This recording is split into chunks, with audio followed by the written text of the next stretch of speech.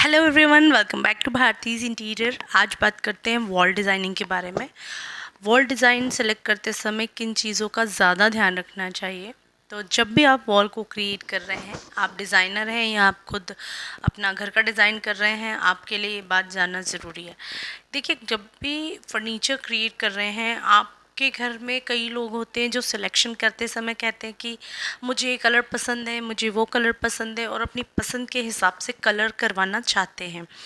लेकिन पसंद के कलर और एलिगेंट कलर्स में भी फ़र्क होता है। मान लीजिए किसी को ब्लू कलर बहुत पसंद है, लेकिन अगर पूरी वॉल को आप ब्लू कर देंगे तो वो एक प्रॉपर इंटीरियर लुक क्रिएट नहीं करेगा। तो जब भी कलर्स का सिलेक्शन करते हैं, इनके कॉम्बिनेशन का ध्यान रखना होता है। और साथ ही जब आप कलर सिलेक्ट कर रहे हैं तो सबसे ज़्यादा जो भी कलर पसंद है उसका लाइट शेड सिलेक्ट कीजिए।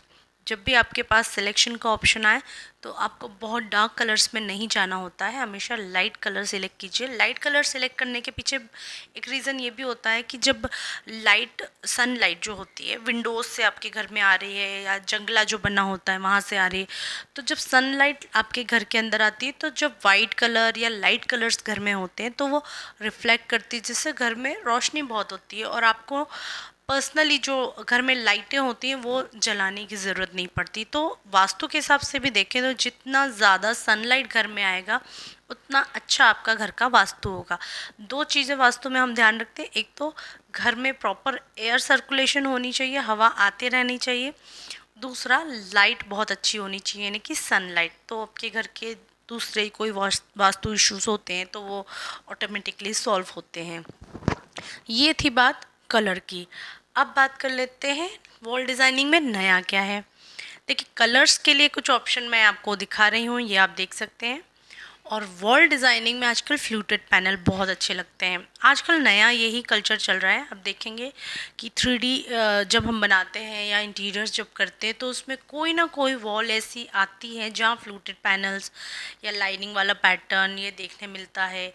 विथ आप गोल्डन स्ट्रिप्स देखेंगे कितनी खूबसूरत लगती हैं।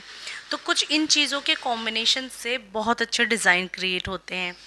तो ये आपको ध्यान रखना चाहिए कि जब भी आप अपना कोई भी घर का कमरा या घर का इंटीरियर कर रहे हैं तो आप कोई हैवी फर्नीचर, कोई हैवी लुक क्रिएट ना करते हुए लाइट सा रखें आपके घर के फर्नीचर को। यानी फर्नीचर तो चलिए जगह लेगा ही, लेकिन उसे कलर से आप कितना लाइट कर सकते हैं और कितना एलिगेंट दिखा सकते हैं वो तो हमारे हाथ में ही होता है।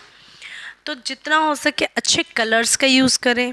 अच्छे कलर्स के साथ साथ अच्छे सिलेक्शन, मटेरियल सिलेक्शन में हमेशा ध्यान रखें और किसी डिज़ाइनर की हेल्प ज़रूर लेनी चाहिए। क्योंकि कई बार लेमैन को नहीं मालूम होता है कि वो तो बस अपनी पसंद के हिसाब से सिलेक्ट कर लेते हैं। या हर बार आप अपने जो कारपेंटर हैं उनके थ्रू भी नहीं जा सकते हैं, क्योंकि सबकी चॉइस एक जैसी नहीं होती है। इसलिए डिज़ाइनर की हेल्प लीजिए, वो आपको सही कलर्स के सिलेक्शन में हेल्प करेंगे।